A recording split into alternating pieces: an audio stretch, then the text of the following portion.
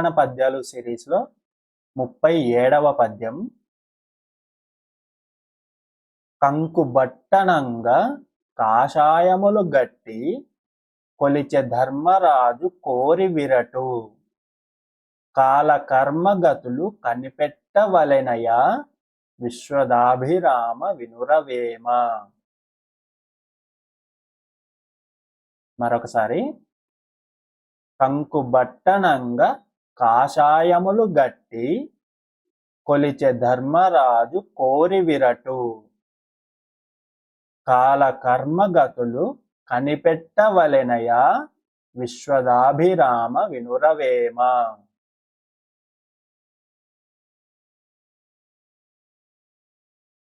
ప్రతిపదార్థం.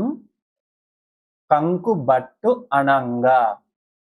కంకుబట్టు అంటే మీకు తెలుసు కదా, మహాభారతంలో పాండవులు వనవాసానికి అలాగే ఆ తర్వాత అజ్ఞాతవాసానికి వెళ్ళారు. అజ్ఞాతవాసంలో వాళ్ళు విరాటరాజు కొలువులో ఉన్నారని తెలుసు కదా. మహాభారతం తెలియకపోతే తెలుసుకోండి, మన ఇతిహాసాలు పురాణాలు మనం తెలుసుకోవాలి. కంకుబట్టు అనంగా కాషాయములు గట్టి.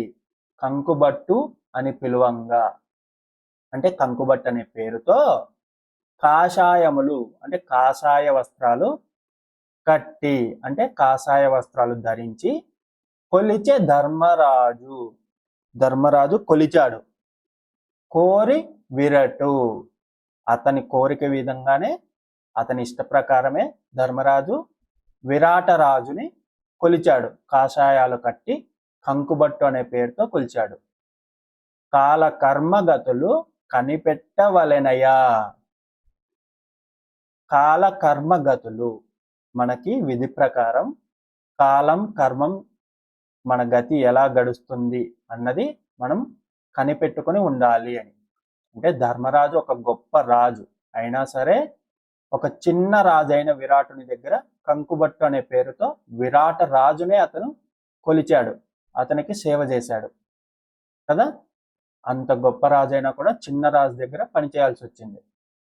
అలాగా మన కాలకర్మ గతులు మనం కనిపెట్టుకొని ఉండాలి, ఎప్పుడు ఏం జరుగుతుందో తెలియదు అని. భావం. కంకుబట్టు పేరుతో కాషాయం ధరించి తనకు తానుగా చక్రవర్తి అయిన ధర్మరాజు విరాటరాజు కొలువులో చేరాడు. కాలం కర్మం ఎలా నడుస్తూ ఉందో కనిపెట్టగలగాలి.